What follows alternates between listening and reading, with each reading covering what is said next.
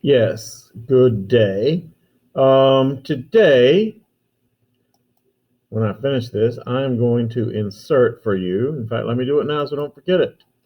I'm going to insert for you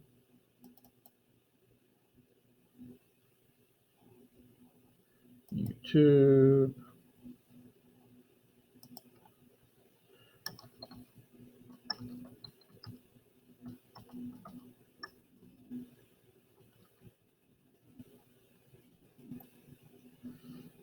Tom Ritchie, LAQ. Yes.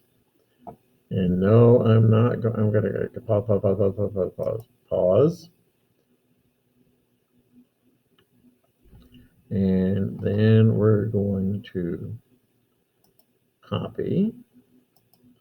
And then I'm going to put this in.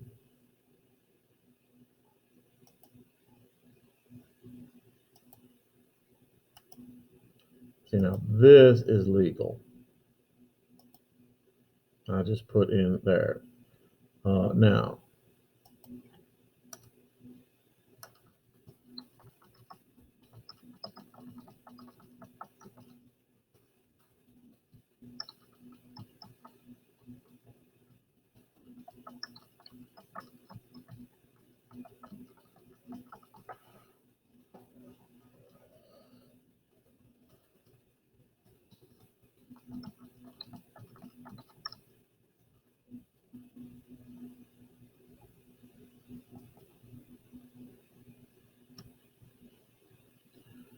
yeah. So,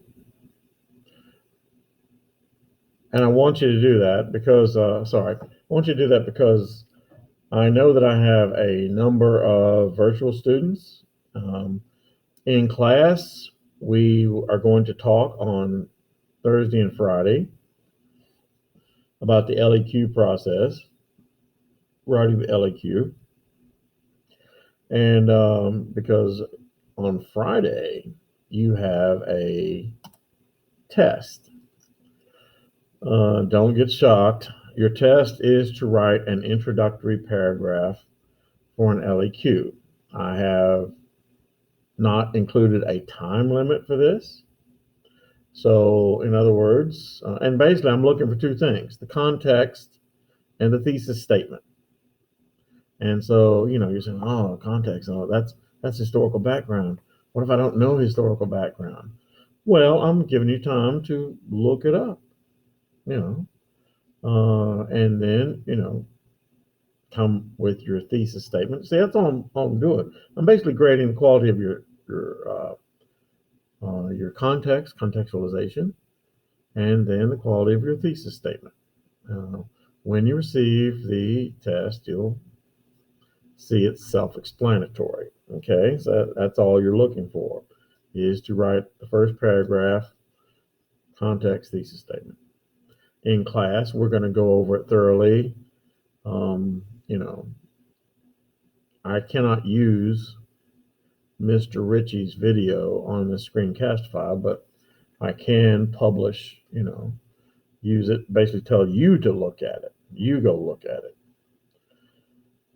Anyway, so that's what I'm doing. So those you are virtual, there's a video that can help you look at it. And yeah, those in class, we will look at it and talk about it. All right. Anyway, let's then talk about Kathryn the Great. So, Kathryn the Great, and while we're here, let's have a look. This is one of the pictures, a painting of Kathryn the Great. Interesting woman. I don't think I talked about Kathryn the Great yet, did I? Kathryn the Great, first of all, she was Catherine the Great of Russia. She was Russian Tsarina, which is interesting because she was not Russian. She was a minor German princess who, I feel like I've talked about this before, who, in many respects, basically just married right, or rather married well, and found herself as the Tsarina of Russia. She married the distant grandson of Peter the Great, and by the time Peter the Third, which is what his name was, rolled around, he bore little resemblance to that monarch, Peter the Great. Yeah, very little at all. Peter the Great was, he was a man of immense will. Peter the Third, not so much. But anyway, so yeah, she married him. And let's get back to our study guide, shall we? Kathryn the Great will understand very well the need for consolidating a base of support for her government. You see, Peter the Great, and we go back here to 1725. Peter the Great died in 1725. Peter the Great died. The story about Peter the Great, I don't think I went over it. He was such a hands-on guy that at one point in time, Peter the Great is standing on the shore of the Baltic, and he's watching a Russian ship floundering, sinking, and he actually himself goes into the water, and the water of the Baltic is frigid 12 months out of the year. And so he goes into the water to help save a lot of these sailors who were, in distress. And of course, he gets a chill. This chill reactivated, kicked back into gear a kidney ailment that he had had before. And once again, Peter the Great lived during that time where the worst thing that happened to you would be call a doctor. And he never really recovered from that. But yeah, that's how he died. He was then succeeded by his wife Kathryn I, then by his grandson Peter II, and in 1730 the crown went to Anna, who was a niece of Peter the Great. Anna then has a son who becomes Peter the Third. Ivan VI became Tsar from 1740 to 1741. Later that year, Peter, like I said, Peter's daughter Elizabeth came to the throne until 1762, but her court was a mess, and by 1762, much of the power of the Tsar possessed by Peter the Great had pretty much vanished. In other words, all those good things that Peter the Great had done to, solidify control of the Russian government had been pretty much eroded away. So in 1762, this guy, Peter the Third, comes to the throne. He, once again, was a prime example of what happens when cousins of the same family keep marrying each other, which what the Russian royal family was notorious for. In fact of the matter, many of the royal families of Europe. By World War I, all the crown heads of Europe will be related. The Kaiser, for example, is the nephew of Queen Victoria of England. But that's another story. But you get my point. They kept marrying each other over and over again. And as you might guess, there's an inherent danger in that of recessive type genes, undesirable type health conditions showing up. And Peter III probably was a victim, an example of that. He was incompetent, and he may have been mad. He loved to dress up in military uniforms and to pretend that he was this military leader. And so the story is that he married Kathryn, this wide-eyed German princess who had to come to Russia and learn all the ins and outs of the Russian court, which were different from Western Europe. And so he marries her, and she, of course, gets acquainted with him. And not only did he like to dress up as a military guy, but he dressed up rats, in military uniforms. And one night when Kathryn the Great came to bed, she was greeted by a rat swinging from the rafter, the noose around its neck, that Peter III told her had been a traitor. Yeah. He also liked to spank people, too. Yeah. And Kathryn the Great knew pretty much right off the bat that she didn't like this guy. Well, anyway, so Peter III, was incompetent. He exempted nobles from military service, which is something Peter the Great would have never done. And here's what happened, the way he died. He actually, in fighting a war against Prussia, Russia was involved in a war against Russia. And I don't know why I have this here. It's actually much ahead of the story, because this is 20 years after he and Kathryn got married. And he was fighting a war with Prussia and winning. His armies, led by Gregory Orloff, were winning. Were literally knocking on the door of the German capital, the Prussian capital, Berlin. And suddenly, Peter the Third says, "Well, come on, guys. I really like Frederick the Great. Can we just go home now?" And he did. He gave the order that stand down. At that point, Gregory Orlov and a few of his adjutant generals will beat Peter III to death, and then box him up and ship him back to Russia, claiming that he was claimed by some illness. At any rate, he died. And so, like it says there, for 20 years, Kathryn lived in misery. According to most records, she only consummated her marriage with her husband just enough to give birth to their son, Paul.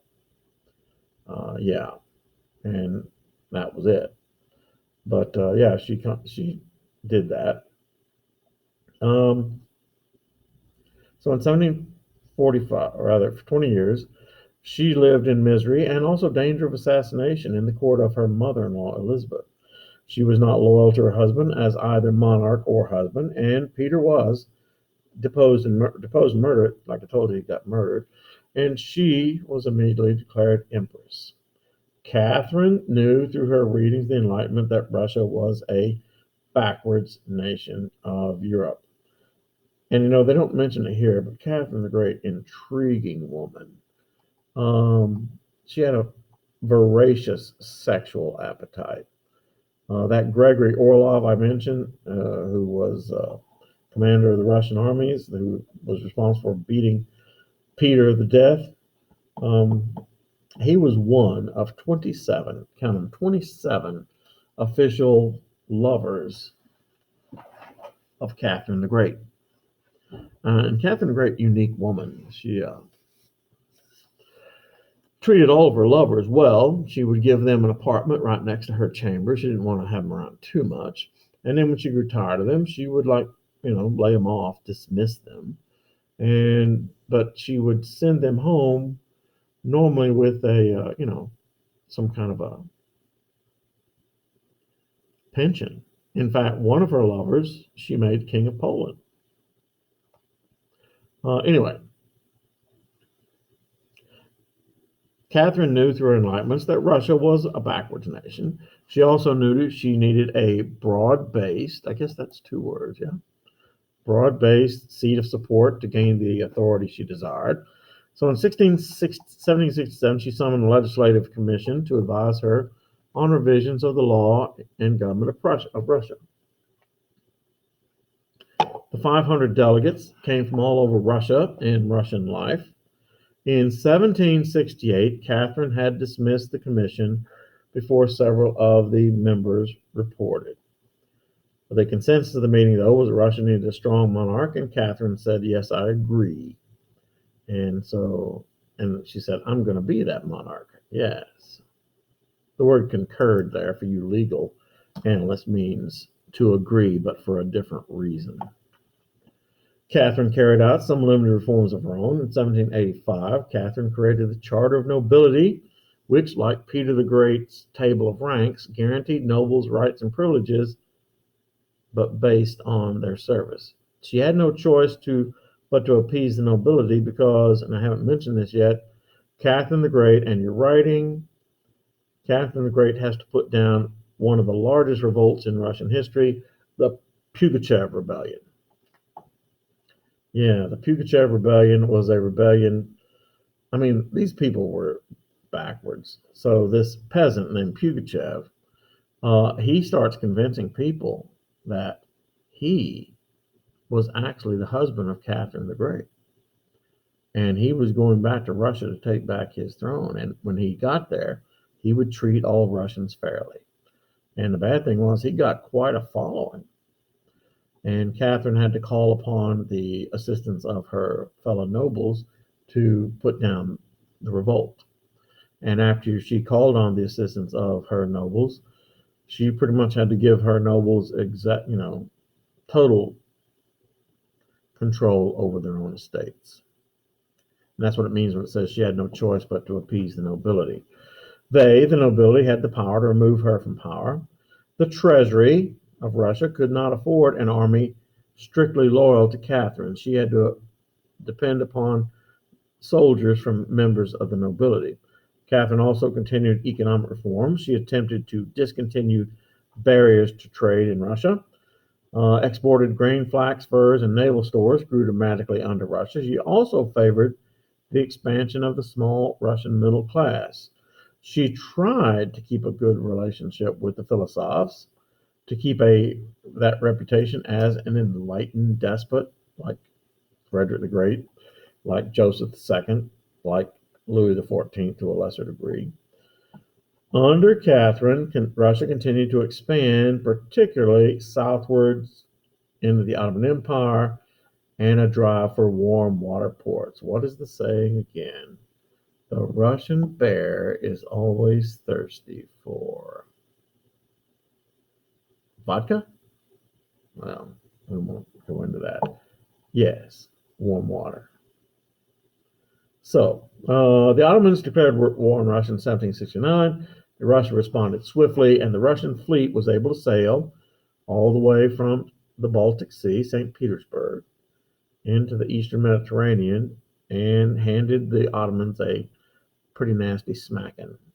The Treaty of Kanchargi gave Russia a direct outlet to the Black Sea, free navigation of the Black Sea through the Bosporus. Kathryn the Great was able to get what Peter the Great had not been able to, a Black seaport and the use of the Black Sea, and the freedom to travel through the Bosporus Straits.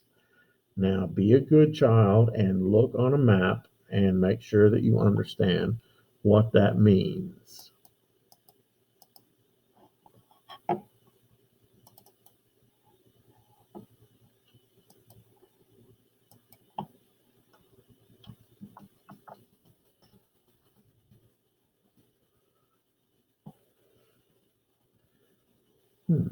This is good.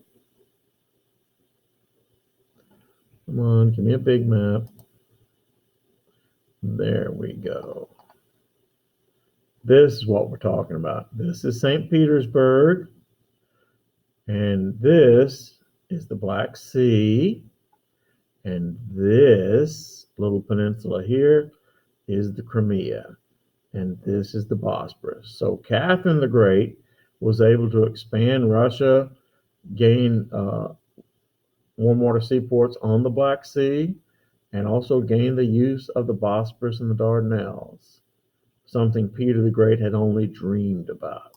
And so, yes, let's go back. Good.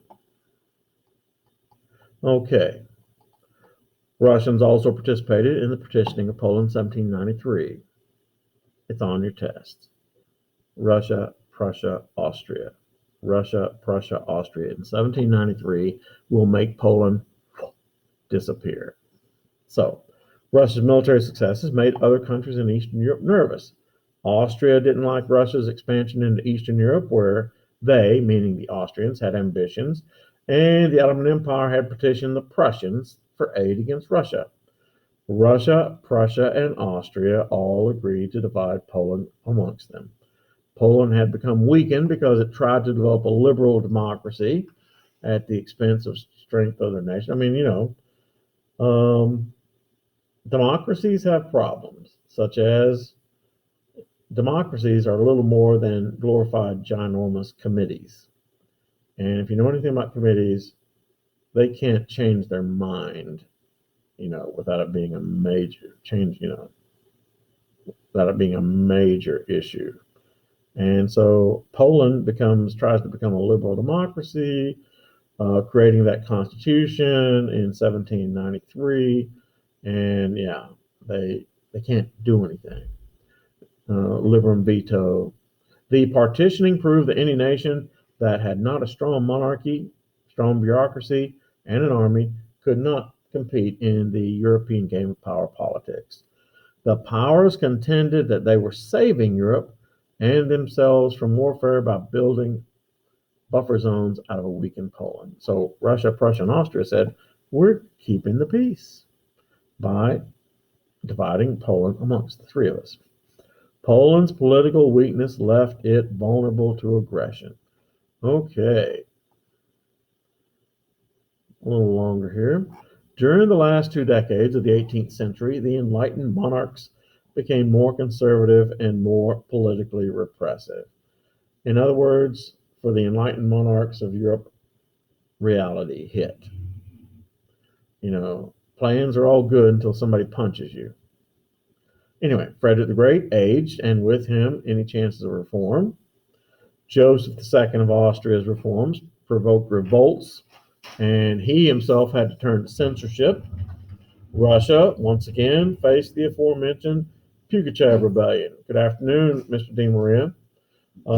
Faced the Pugachev Rebellion, and Kathryn the Great never recovered from the fears of social and political upheaval. I mean, like I said, plans are all great until you get punched in the face the first time. But then plans go out the window. And Kathryn the Great said, my throne is being threatened, and so I got to take care of that. Once the French Revolution broke out in 1789, Kathryn, when it says censored books of the Enlightenment, she had them all burned in her courtyard. By the close of the century, fear and hostility to change ran through Eastern Europe because of the aforementioned French Revolution, of course, which is our next major event.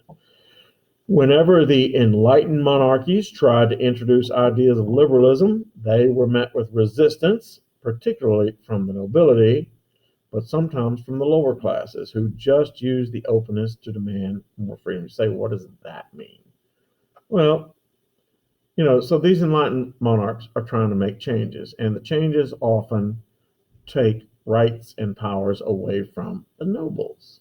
Now, of course, the nobles are going to resist that, but also even the lower classes, the peasants and serfs who are being helped, will say, well, that's not enough. We want more freedom. And so that. Anyway, the monarchs pushed for innovations from a desire to increase revenues. In France, the push for openness ended up costing France a revolution and the king his head. Since I'm going over writing today in my in-person classes, I'm going to stop there, okay? And we'll pick up here tomorrow. I would like to mention, though, you notice we're getting close to the end of this unit. It's time for me to start thinking about when to have a test. A big test, the biggest test we've taken thus far. So, yeah, there it is. Thank you all very much.